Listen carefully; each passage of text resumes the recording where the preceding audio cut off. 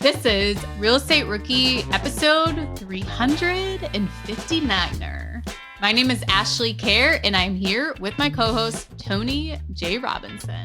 And welcome to the Real Estate Rookie podcast, where every week, twice a week, we bring you the inspiration, motivation, and stories you need to hear to kickstart your investing journey. And as always, today, we have a great story for you. Today, you're going to hear from Jaryn and how he went from, grandma's couch making $15 an hour to cash flowing over $30,000 in his first year investing in real estate. We are going to understand the power of buying your first home and how it can unlock your investing journey. Jaryn, welcome to the show. Thank you so much for joining us today. Can you kind of paint a picture for us and tell us a little bit about life before you bought your first property? Yes, I can. First thing I wanted to just kind of clarify or get out there is I want to say thank you. I think sometimes when we do stuff like this, whether it's to grow our own brand or whatever, like our intentions are maybe a little different than actually what comes out of it. But 4 years ago, maybe 5, I was kind of unpacking the timeline a little bit this morning. I was sleeping on my grandmother's couch, not by choice. And I can't say that I'm much, but literally because of listening to this podcast and, buying the books, getting my hands dirty a little bit, I have some rental properties. It's not that magic. And it really is the community and people like yourselves who do this it's crazy, just the life that's been given to me over the last few years. I'm not even going to cry. Yeah, but it's emotional. Don't worry, we'll make you cry by the end of the episode, Jaryn. It's emotional, it's real stuff. Yeah, well, that was very heartfelt. Thank you. I just want to add, man, like kudos to you for taking the action, because across the Bigger Pockets community, the podcast, the books, there are millions of people who consume the content that we put out through Bigger Pockets, but only a fraction of those people actually use what they're learning to take action, to implement, to do the things they need to do. And you're a part of that group, man. So kudos to you. And now you get to inspire the next generation of real estate rookies to follow in your footsteps, man. So super excited to have you on the show today. Yeah. So quick backstory, basically. Like I just mentioned, I would say 4 or 5 years ago, I was living on my grandmother's couch, sleeping on my grandmother's couch, not by choice.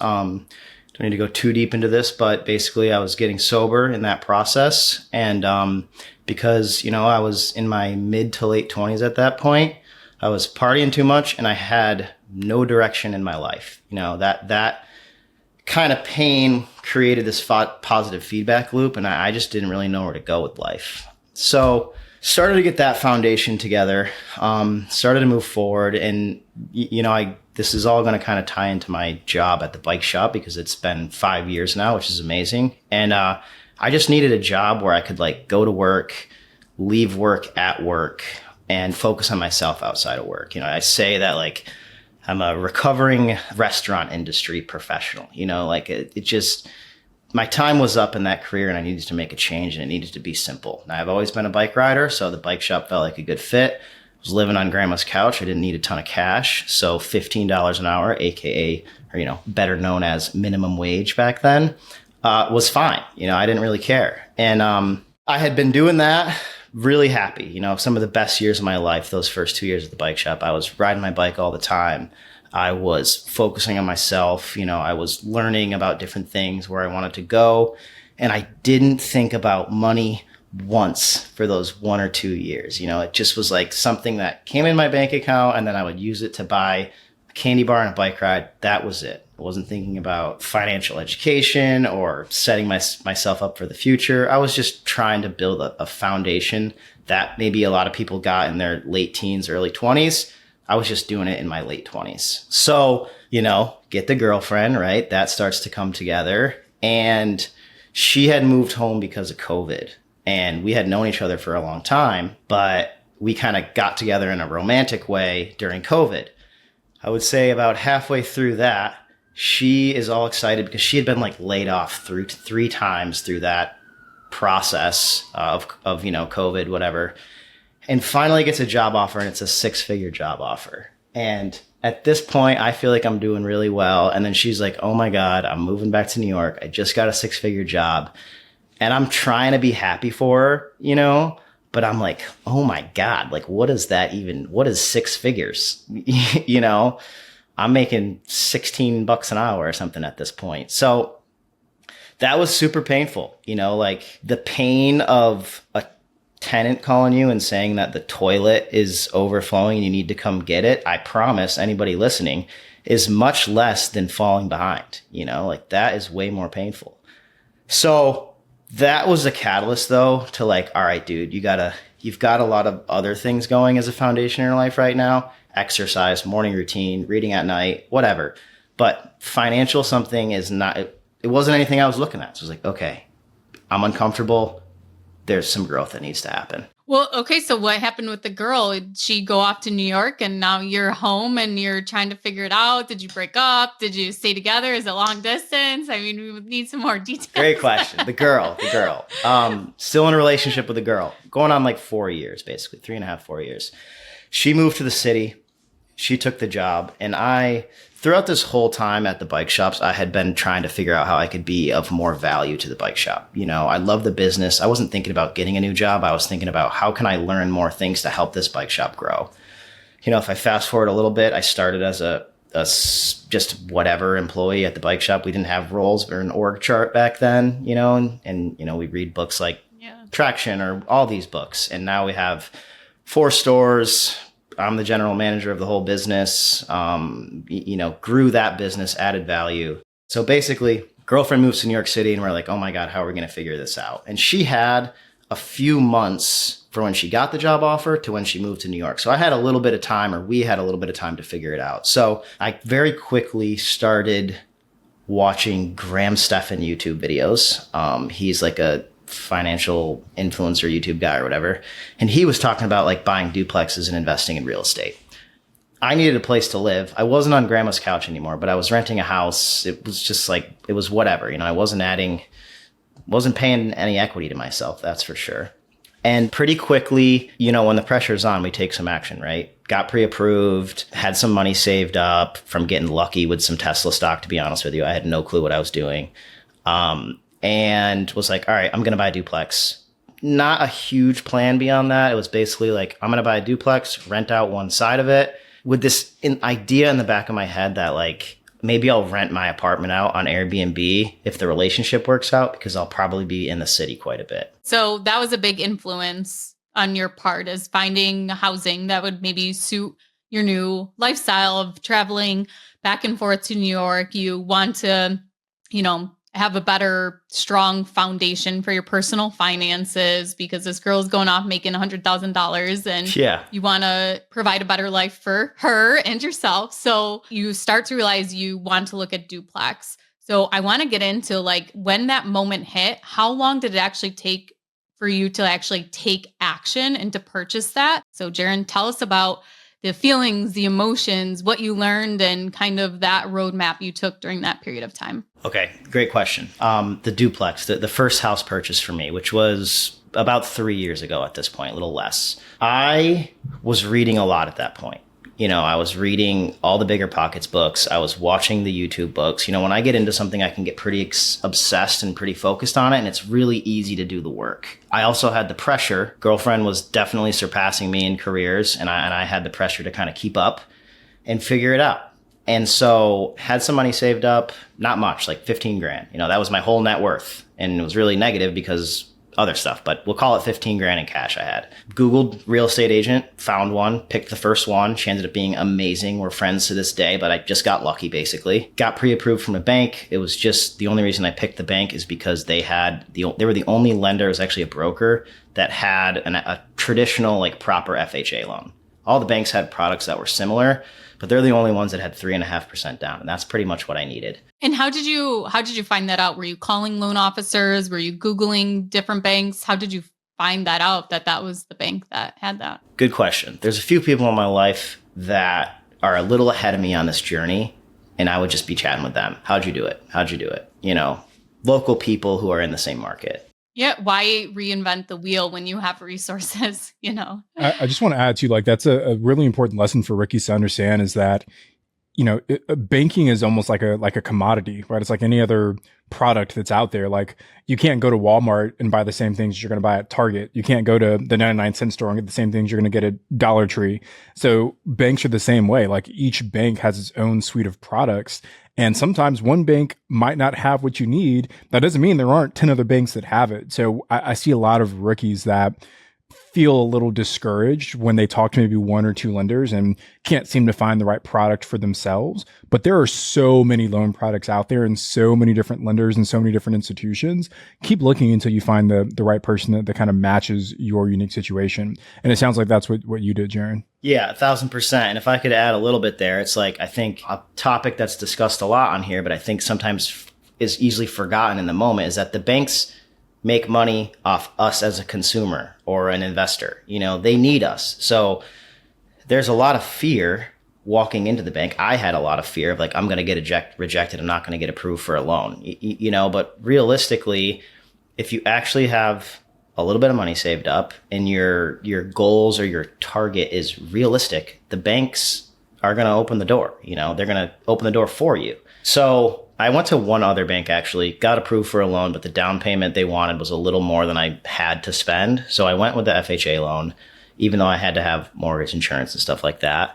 And it was probably, to directly answer your question, it probably was about 3 months until I started actually writing offers. And we're in the middle of the pandemic. And so a lot of the noise you can hear is like, oh, don't buy, real estate prices are really high. Dude, we've heard that so many times, right? Like so many of our guests bought during COVID and ended up being like their best deal. And I can say for me, my best deal was a property I bought like right in the middle of COVID, like hands down. Purchase prices were lower, interest rates were super low. Like it'll be hard for me to ever match that deal again. But before we keep going, Jaryn, because I really want to get into the details of this duplex, I don't think you've mentioned what city you're in yet. What city are you buying this duplex in? What city are you shopping in? So the first duplex was purchased in Pittsfield, Massachusetts. It's my hometown. It's where I was born. I moved away for a long time, but I know the market. I understand the market. At least for that type of purchase, I understood the market enough. I knew the neighborhoods. I knew where the multifamily houses were. I knew where the multifamily neighborhoods that I maybe didn't want to go into. And I knew where the multifamily neighborhoods where I would be okay living and investing in were. And so, it's not a big city, 60,000 people, kind of post industry type area. It's that part of the Berkshires. When I say the Berkshires, it's like the western part of the state is pretty rural, but Pittsfield particular is like a small metropolitan area. In a nutshell, the Berkshires are a beautiful place to live. And what feels like is happening is that more and more people are moving here daily, especially the southern part of the Berkshires. The southern Berkshires, because it's a little bit more affluential, high-end area, is a great short-term rental market. A lot of people are coming here on vacation, and they're coming here on vacation. It used to be summertime, but that seems to be more of a 9-month calendar. From that, the other part of Pittsfield, which I'm interested in, or the Berkshires that I'm interested in, is Pittsfield is pretty open for the taking right now. There's a lot of old multifamily between 2 and 4 units that have been, old houses that have been renovated, chopped up into 4 units, that kind of thing. 50 to 75,000 a unit you can get into pretty affordably, and the rents are strong. 1,200 to 1,500 depending on the bedroom. So if you do some back of the napkin math there, like the market checks out not only for cash flow and if you want to bet like me, I'm hoping 20 years down the road that it's a pretty nice place to live and people have moved here, and we see that appreciation that we hope in the markets that we're investing in. Yeah, so I just had to look up Pittsfield on the map, the daily segment of the Rookie Podcast where Tony gets his geography lesson, and yeah, you're like right on the border of New York State. It looks like so far west Massachusetts. Now, let me ask this question, right? Like. And I tell this to a lot of new people that are looking for cities, and they're asking that question of what city should I invest in. I always say there's really 2 types of data you have to look at. You have to look at the qualitative information, the qualitative data, and you have to look at the quantitative information. Since you grew up in this city, you had all of the qualitative information. You kind of knew where things were. You knew where the better parts of town were. You had a general sense of, is this a good city to invest in? But did you take it a step further, Jaryn? Did you identify any of that quantitative, those hard numbers that still kind of validated your decision to invest in that city? Short answer is no. But, yeah. I have a gut, and a lot of it was based off that for this. It's like, all right, we're okay as a city. I live here. I know plenty of people that live here. Things aren't really going up or down, fairly stable. And to me, the benefits of having like a network in the area, you know, whether it's a friend who can hold a ladder for you or a friend who's worked with a local real estate agent, that to me for a small duplex purchase was way more important than like what are the bigger economic trends in the area. For your first deal, you can't know everything anyways. So there has to be that little bit of gut check. Like, okay, I don't know everything. It's my first deal. Like I have to take action too. I mean, analysis paralysis, right? Like I needed to buy a house and really I needed a living situation. You know, all the other stuff was kind of ancillary. So it's like if I started to think about population growth and what new businesses are coming to the area, and I think a lot of people do this, there's going to be something in that web of data that's going to tell you this is a bad idea. So I'm just going to do it and see what happens. Yeah, I think there's a benefit too that you're looking for something to house hack, right? Something that you could live in and, you know, rent out the other side, because it just almost automatically forces you to circle in on a certain area. So you land on your backyard, your hometown is the city you want to invest into. How long does it actually take for you to find that first duplex? I would say 3 months to kind of get my stuff in order to write offers. I would say 60 days or less to actually have an accepted offer. I probably wrote 5 to 7 offers in that time. You know, my criteria wasn't anything that crazy. It was like $200,000 or less, 2 family, couple different neighborhoods. And beyond that, I was writing offers on anything that fit that bill. I didn't know enough to be picky, you know? So tell us a little bit about that deal. What was the asking price and what did you end up getting it under contract for? I think asking price was $179. I think I wrote an offer for $179. I had gone around the merry-go-round a few times of like, you know, last and final on some other houses and missed out. And basically the conversation with my real estate agent moving forward was like, if we're going to write offers, let's just write our last and final offer every time. There was no writing an offer and then like writing an offer under market value. It was different times than today. It was like, this is what they're asking for. I can make the numbers work enough at that price. I need a house.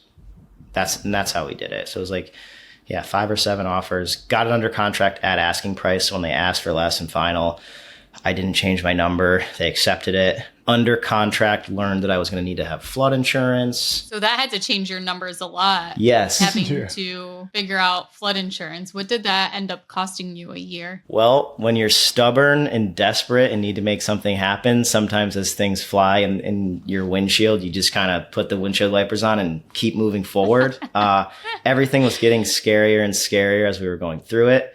But it ended up costing me $2,300 for the first year, which is crazy. Yeah. But I knew I needed to just make something happen or I wouldn't be here right now, right? Like I knew I could afford it. I maybe wasn't going to make any money, but I knew I could afford it. So I was like, whatever, screw it. Now, after the first year, you know, there's like a little bit of stabilization, all these things happening or whatever. Not that there's much stabilization in a 2-family, but it felt like it at the time. I'm paying like $1,050, so $1,050 a year moving forward for flood insurance, which as far as I'm concerned is the cost of doing business at this point. It's not a big deal. Tony, you had a really bad experience with flood insurance, right? In Louisiana. I was trying to avoid, reliving that terrible experience. But yeah, our very second single family home, I can't remember what the exact numbers were, but ours, like, I want to say our flood insurance premium like tripled from one year to the next. And we shopped around to different providers. We talked to different insurance brokers, and for whatever reason, we couldn't get it down. And we ended up having to sell that property. We ended up selling it at a loss because either way, we're going to be losing money on it. So, my lesson is just like, I pretty much just don't buy anywhere that's in a flood zone anymore.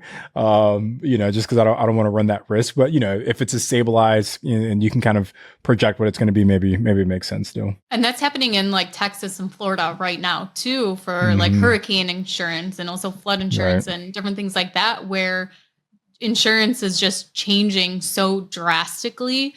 So like in Houston, for example, there's like large multifamily apartment complexes that are having a hard time getting insurance, or it's going to be super, super expensive. And it's like when they purchased the deal 2-3 years ago, the numbers worked. But then when your insurance just skyrockets like that, it's an expense you don't account for. And now you have to figure out as the operator or the owner of these properties as to how to make that deal work, especially when you have investors involved too. Yeah. So that's always something to be cautious of. You have your property taxes increasing and your insurance. And property taxes, you're most likely always going to have unless you turn your property into a church or something like that. But for your insurance, you don't always have to have insurance. I've bought a couple properties where the guy tells me, oh, I'm self-insured. I don't have insurance on this place. So, technically you don't have to have insurance on the property if you don't have a mortgage on the property, but pretty much every single bank is going to require you to have insurance on the property. So those are two things that you really want to understand and know what your increases could be to kind of building out your numbers going forward too. So Jaryn, when you were analyzing this duplex, did you account for your income for a long-term rental and a short-term rental, or did you just do it as one?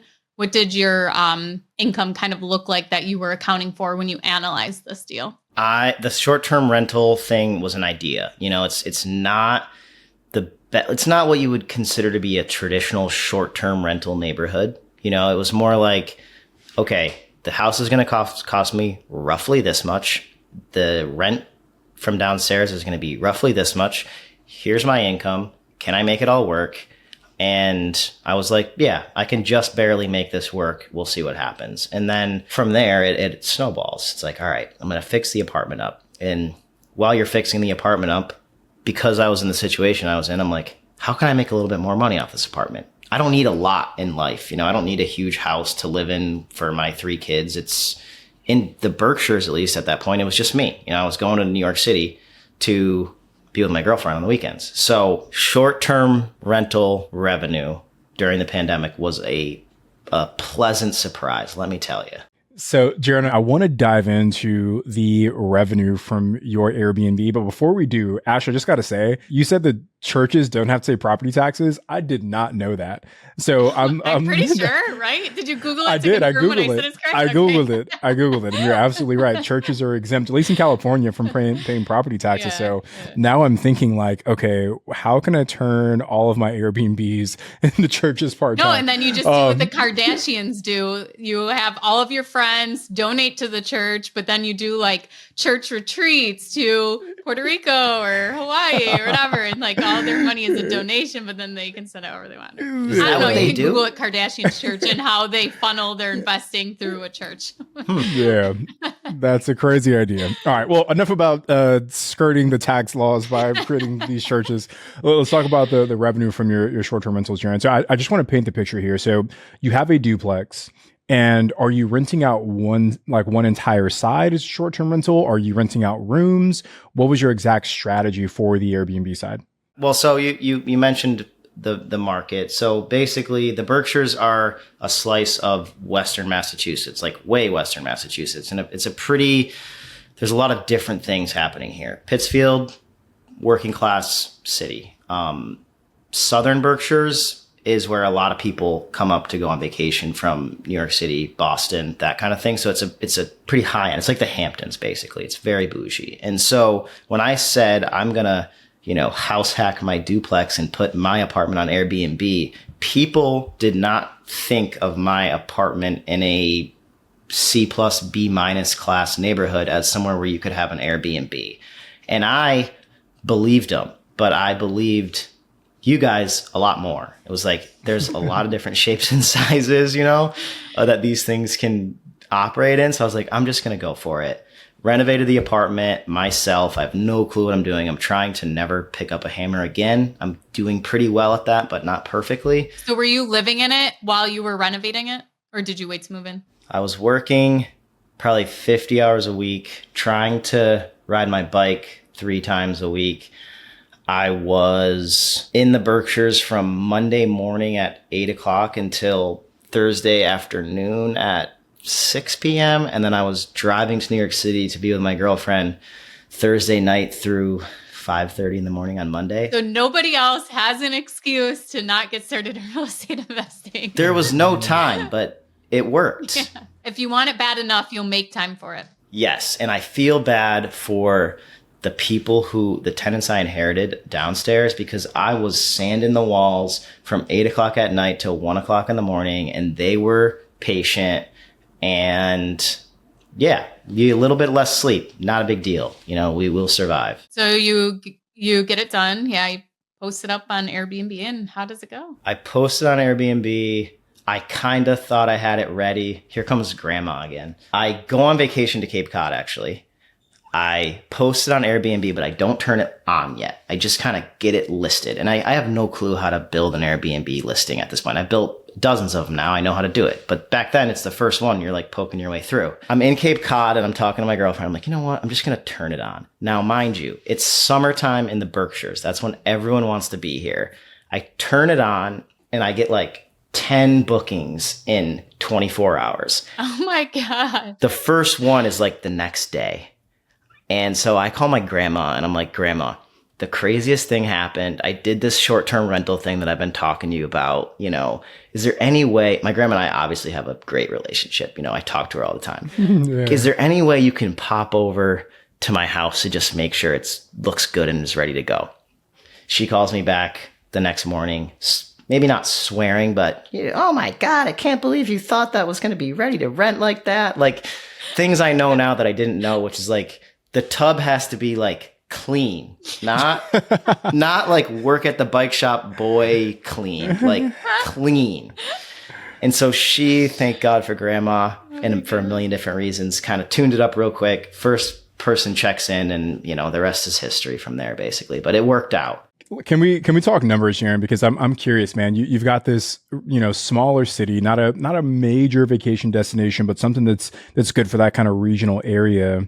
In that first year that you had it, ballpark, what did the numbers look like? Yeah, so this is where it was, for me, it was so life-changing because I was making so little money. Like I had a tenant, or to use Brian Murray's word, resident, which I like to try and start using that lingo, downstairs, paying $1,000 a month in a long-term lease. I put it on Airbnb, and I was trending to do maybe like $15,000 in the year. But then again, bigger pockets, forum, book, something. I learn about dynamic pricing.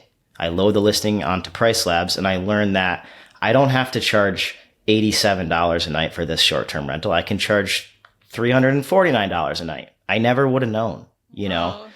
And so there's a lot of stories in there of like accidentally charging too much. Like just because I could, getting greedy because the sake you can get away with it. And that caused some problems, which I fixed with some integrity, I would hope. And landed on a pricing strategy for that property that worked out really well. And I think year one of being on Airbnb, I did like, let's call it 36,000. It was more than 3 times what I was getting from the downstairs resident. And I was living in the house 4 days a week. Wow. So break down, like, what was your, cash flow for the year or average on monthly? Were you having to pay anything towards your mortgage at all? Or was it completely covered and you're walking away with cash every month? Great question. So cash flow is always a little bit of an interesting, tricky word for me. I think a lot of people, not necessarily on here, but just in general, talk about cash flow of like, whatever they're making, but maybe not setting aside money for reserves or this, that, and the other thing. So I'm trying to be more careful about that. Basically, I brought in like $50,000 in revenue in that first year. And if I look at the bills on the things that I didn't have to pay, the bills were somewhere around, mortgages $1,400. I have a whole P&L for this, but let's call it 25 grand. So there was 25,000 or so available that I was able to hypothetically put in my pocket, but really me as a landlord and where I want to go with this, and because I'm lucky enough to have a day job, is that I really want to keep all the money in the properties, whether it's reinvesting them to make the property nicer, or leaving it in a bank account tied to the property to then use as a down payment for another property down the road. Like, I don't need the cash flow anymore. In the beginning, maybe, but now, as long as the property is completely supporting itself, I'm okay. And I'd rather push the money in to try and drive the value on an appraisal down the road, because I want I want the big chunk of money. I want the 200 grand from a new appraisal. I don't care as much about the $200 a door a month or whatever that number is. So, Jaryn, just to give some clarity to the listeners here, you have a duplex, you're renting out one unit long term, and then when you go back to the city to see your girlfriend, you're renting out the unit you live in short term.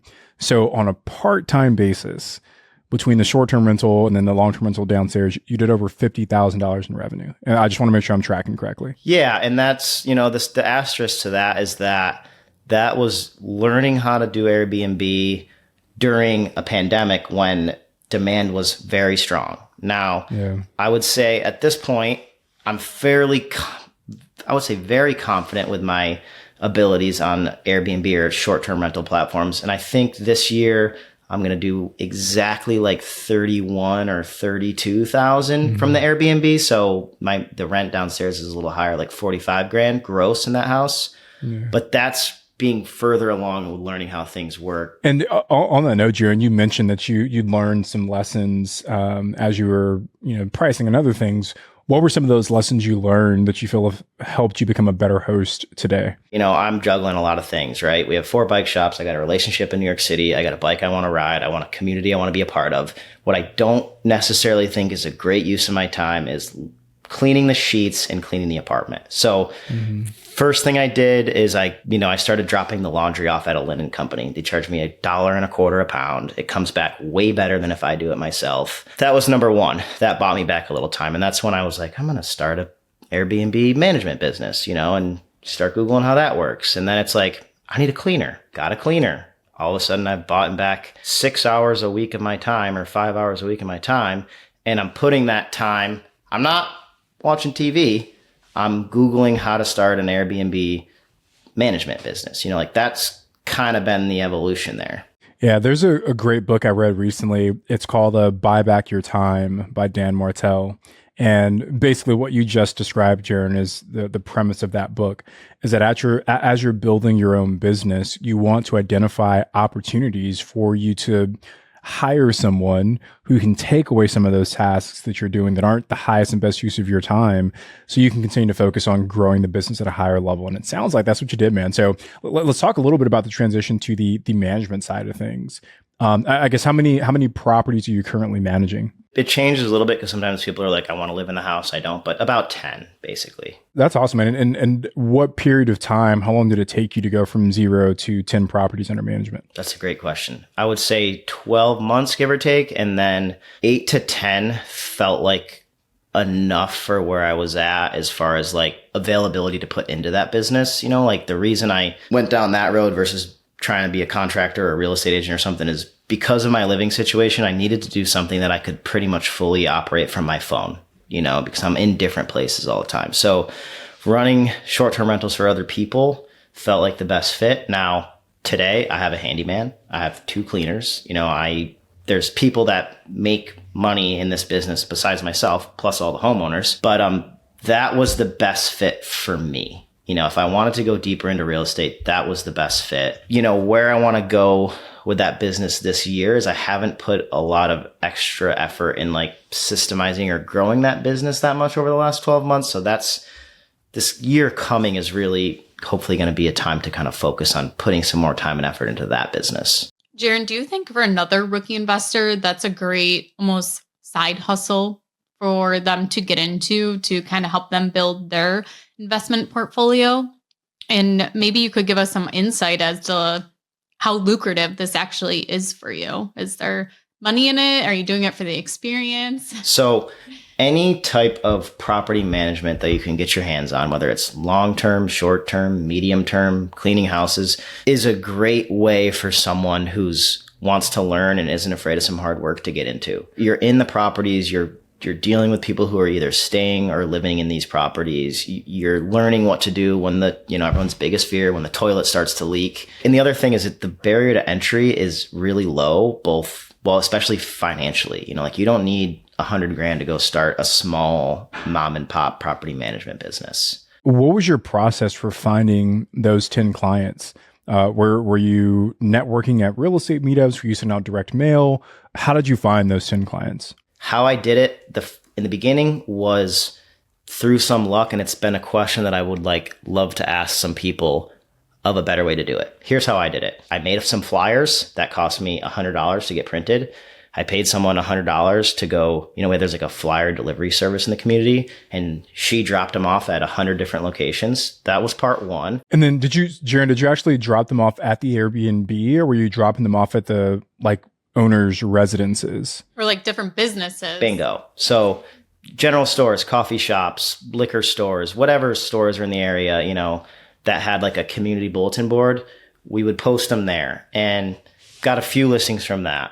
I also started pulling a list of 6 months of real estate transactions, in the Berkshires. And then I would organize that list so it was only houses that were $250,000 or more. And then I would delete a few cities in the Berkshires out of that based on what I like. And I would just send them a direct mail, which was a piece of mail that basically linked them back to my website.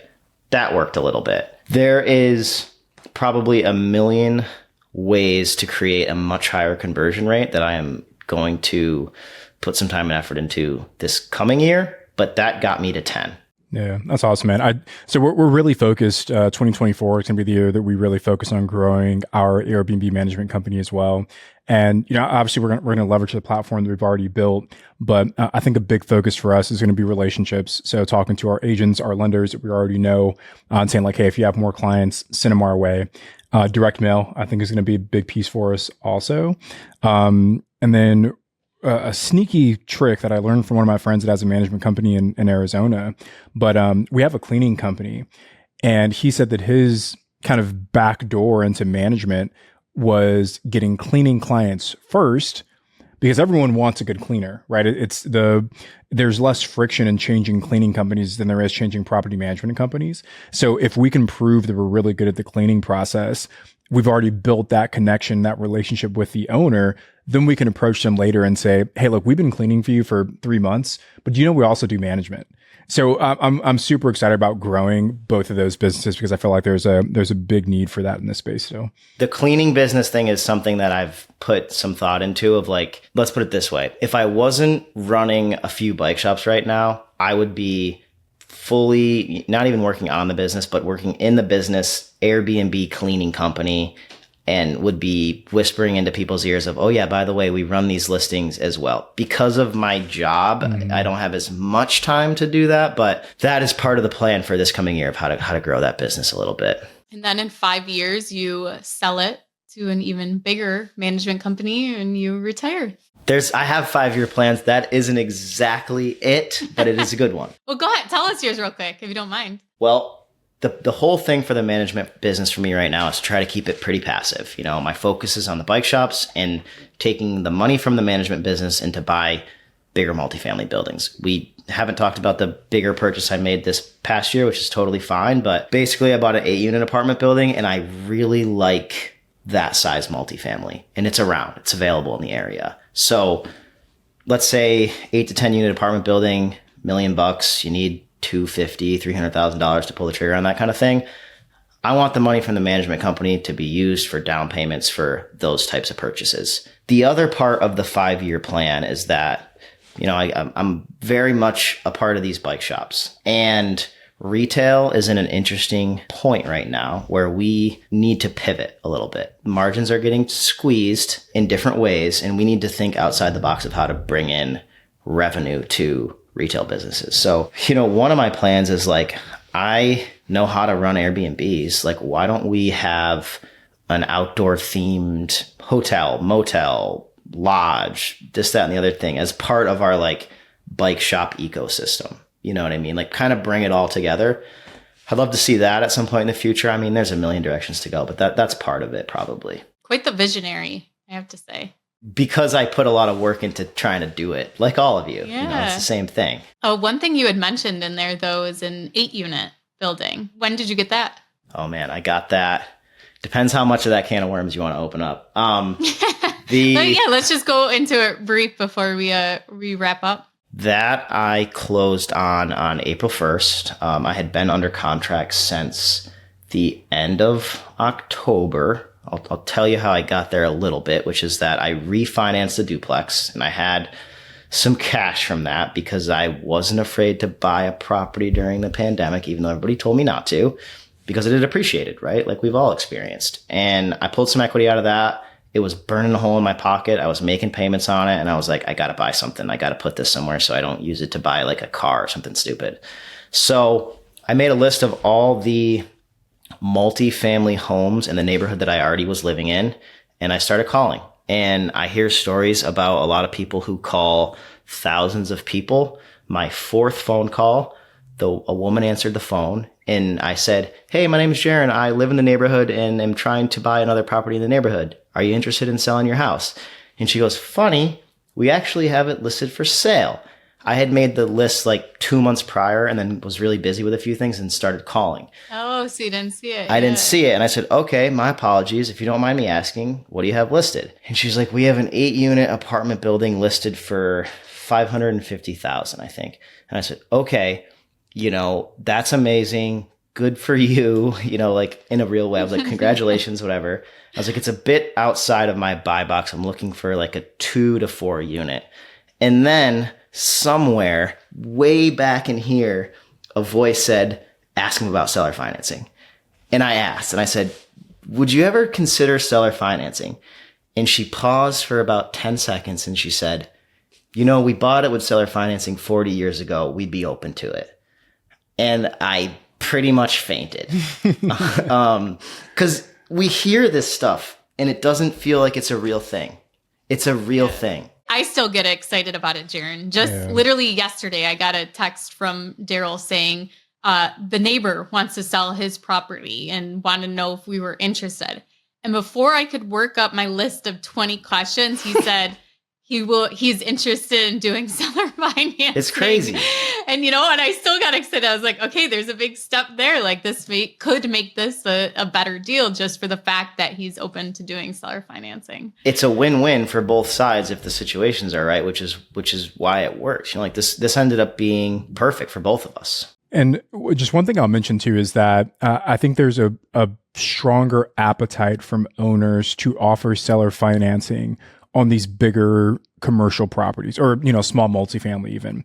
Like we have a hotel under contract that we'll be closing on hopefully next couple of weeks here. And it's a 13-unit motel, fully seller financed.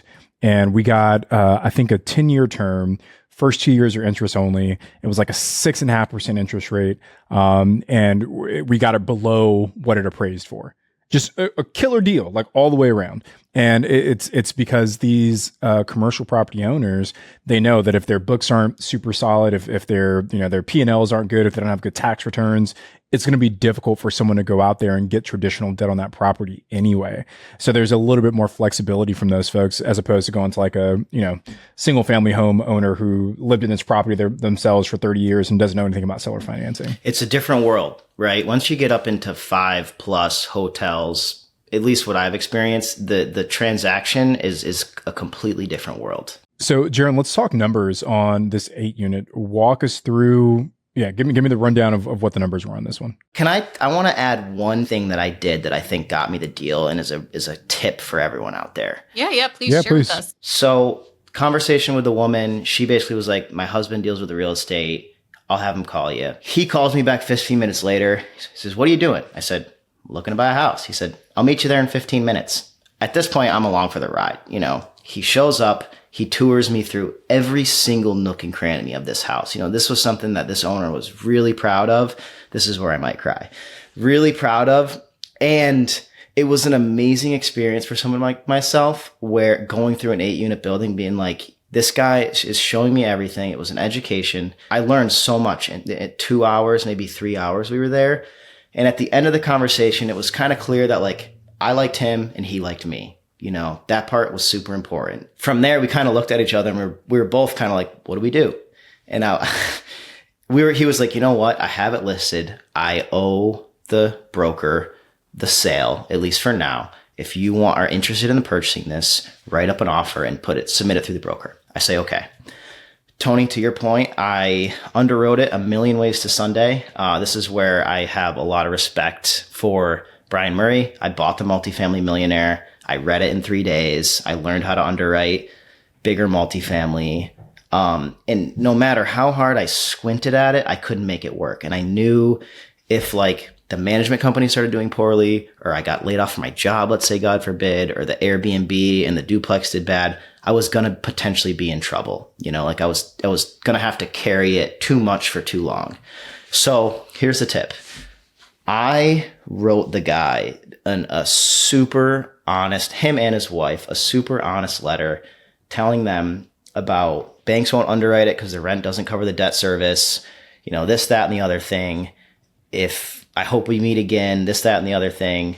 But currently, as listed, I don't feel comfortable writing you an offer. I didn't want to lowball him. I had started this relationship with this guy. Mm-hmm. So I just wrote him a letter, and it was an honest letter. In the back of my mind, I'm like, maybe they'll call me someday, but I didn't think it was going to happen as quickly as it did. He called me back 3 weeks later and was like, Jaryn, I want to sell you the house. They had it listed for $550,000. I want to sell it to you for $400,000. We'll seller finance the whole thing for you if you can come up with $15,000 down at 5% amortized over 20 years with a 5-year balloon. And he was like, he was kind of carrying me through this deal, right? He said, I want you to think about it for 24 hours. And if you want it, I'm almost crying. If you want it, call me in 24 hours and we got a deal. So I fainted again, thought about it for 24 hours. I woke up the next morning, moved a little bit of money around, if you will, made sure I was good. And I called him back and got under contract. And I own it today. That is amazing. Doesn't this, all three of us, doesn't that make you feel the emotion of like, I can't wait until that's me one day and I get this new investor that I get to like give this great deal to and walk them through and like hand my baby down to somebody else. To that point, it's a once in a lifetime opportunity. I think we all get to a purchase like this, at some point. But I think at the same time, real estate investors, like we have a lot of responsibility, and like there's no question that I got to hand this thing down to somebody else someday, Yeah. Mm-hmm. When, I don't know, but like have to, I just want to add one thing because I know this is something that I always wondered as I was getting into real estate investing, but it's like, why would anyone seller finance? And one of the things that we have to remember is that, there's some tax implications of selling big properties all at once that they might want to avoid. And if they don't want to 1031 into something else, like that's something to consider. But also think like when they own the property, they're responsible for like all the day to day, right? Even if you have the property manager, they shall have to manage the property manager and make improvements to the property. Like there's work that goes into being responsible for that property on a daily basis.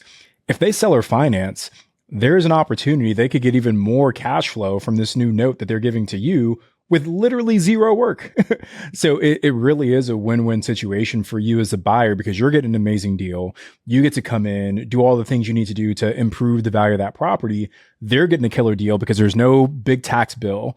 And then they get that stable, reliable cash flow every single month. So it really is a win-win situation. Yeah. The other thing that I'll add is that they wanted a certain number for this building, right? They wanted $500,000 for this building. And, if you start to look at principal and interest, amortization schedule over 5 years, if I wait 5 years and refinance it on the last month that note is due to them, they're going to end up getting pretty close to their full asking price. They just have to get it over time. So they win too. They get what they wanted at the end of the day. So, Jaryn, to kind of bring this full circle, what is your profit every month from this property, the 8-unit? So this one is for me is a bit crazier. I'll say that when I purchased it, part of the reason why no one else had bought it and why they're having a hard time selling it and why the bank wouldn't finance it is it was bringing in $3,400 a month. 8 apartments. Now, market rate realistically in the area is about $1,000 an apartment, depending on, the apartment bedrooms, et cetera. But let's use that as a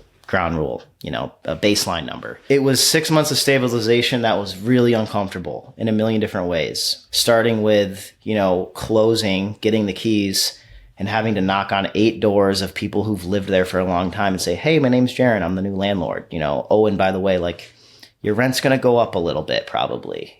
There was 1,000 sleepless nights of plan of how I was going to reduce or increase the revenue of the property. And I probably didn't know the exact strategy until 2 minutes before I knocked on the first door. I thought about it a lot, but I didn't have it locked down. I was under contract for 6 months, which is why I had so much time to think about it, but it worked perfectly. And just to set the table here, you're saying 30, just over $3,000, but it was like $425 in rent per unit when market rents were $1,000. It's a massive difference. So I guess what was your process, Jaryn, for taking those rents from $425 and getting them closer to that $1,000, and what number did you eventually land on? Very low, and it was very scary. I knew the house I had worked out was going to cost me about $5,000 a month, and that's right about where it's at. If I really am socking money into reserves and I'm under, banking conservatively, that house should hold on to $5,000 a month. And that's right about where it's been after some renovations, is where it's kind of stabilized out to. And I was bringing in $3,400 a month. So knock on every single door. Hi, my name's Jaryn. I'm the new landlord. Here's the plan. No one was on leases. What's a lease, pretty much, right? We deal with when we buy buildings that we can get under market value. There's some problems you got to fix. So basically the deal was, I'm going to have you sign a lease. It's going to be a month-to-month lease. It's going to be for 2 months. 2 months from now, I'm going to raise your rent $50. I didn't want to kill people. I did the math and I realized that like $50 over 7 units, because one was vacant, I would bring the rent up, $350, $400 a month. I thought maybe I'll get lucky somewhere and I'll put an Airbnb into the one vacant unit, and it'll probably do $1,500 to $2,000, and that will buy me some time to turn some units over when people choose to leave. I didn't want to kick people out. I didn't want to go crazy with the rent. I wanted to kind of try to meet people where they were at. So if there's 7 tenants in a building that are way under market value, and the new landlord comes in and he seems like he has his together and he's asking about, he's talking about leases and he's talking about taking photos inside of the apartments to get a baseline of what the condition of the unit is and all this stuff, the people who aren't going to be great residents of the building, they leave. They realize that they might be accountable for some things, and they decide that this maybe isn't a perfect place to live. Pretty much what happened is, out of the 7 tenants, 4 were completely understanding and incredibly grateful of the situation. They were able to afford the payments. I have them all on 1-year leases right now. 2 people left. They left the apartments. Both of them left them in really good condition. One of them I swept. It was generating $450 a month. I swept it. I took photos. I rented it out 3 days later for $1,250 a month. Wow. Another one, it was the one resident who was kind of giving me a hard time, and I didn't raise my voice or get mad, but I stayed on him. Hey, I really need that lease. Hey, I really need this done. Hey, I really need this done. He left, and he left on good terms. Like if I saw him today, I wouldn't walk to the other side of the street. I'd say hi to him, and I feel good about that. I renovated that whole unit, cost about $10,000. That's rented for $1,000 a month. So that plus like 2 other little things, like one was a Section 8 thing that was the paperwork was really off on it. That got to get raised a bit. And then I put the one apartment on Airbnb, which has done $2,000 a month basically for the last 5 months. All told, full circle. If I look at my rent roll right now, with the Airbnb income, it's like $8,500 a month, and it costs me right around $5,000. Wow. The last thing I'll add is that the $3,000 a month makes me feel good. It's some financial cushion. But I owe $300,000 on that property, give or take, right now. I haven't got the appraisal done yet, and I'm gonna wait because I want to pull money out. Right? I want the $300,000. I don't care about $3,000. I think it's probably worth between $650 and $750 right now. So it's like there's so much money tied in there for when it's time to do the next play. I've already got it, and that is why I'm really focused on the bigger multifamily at this point. And I don't really, I could go buy a duplex right now, but it doesn't make sense. It makes sense to just be patient, stabilize a little bit, and try to buy another big one in a year or so. I think that's such a valid point, as too many people get caught up in the growth scale. Like I got to a point where I was so overwhelmed with buying duplexes that I sold one that I only owned for a year because I had taken on too much at once and I wasn't stabilizing. I was exhausted, drained from trying to manage all these properties and acquire more as rapidly, as fast as I could. And so I think that's a great point, is you can actually end up being more successful, not being in that constant growth scaling. I got to buy something and focus on stabilization. Yeah. I talk about this a couple times, but we had a guest on who talks about how for her short-term rentals, they're just adding saunas, they're adding hot tubs. Like they're not buying new properties. They're stabilizing and increasing the value of what they already have. Yeah. Jaryn, thank you so much for joining us. You definitely have come a long way from grandma's couch. You took that first down payment, that $7,000 for a 3.5% loan to buy your first house. And you have come all the way to having $300,000 in equity for an 8-unit property. And all just kind of ties back to taking action on that first property. So congratulations. If you listening want to learn more about Jaryn, we are going to put more information about him in the show description. You can find that on YouTube or on your favorite podcast platform. Don't forget to join us in the Real Estate Rookie Facebook group. Get prepared to be successful in 2024. This is going to be a 4-day summit that is exclusive for pro members with some access for free members. So make sure you upgrade to that pro membership before January 29th. Visit biggerpockets.com/virtual summit to get all the details on Dave Meyer and the real estate experts on how to access this exclusive event and to register. Jaryn, thank you so much. I'm Ashley and he's Tony, and we'll see you guys on the next Real Estate Rookie podcast.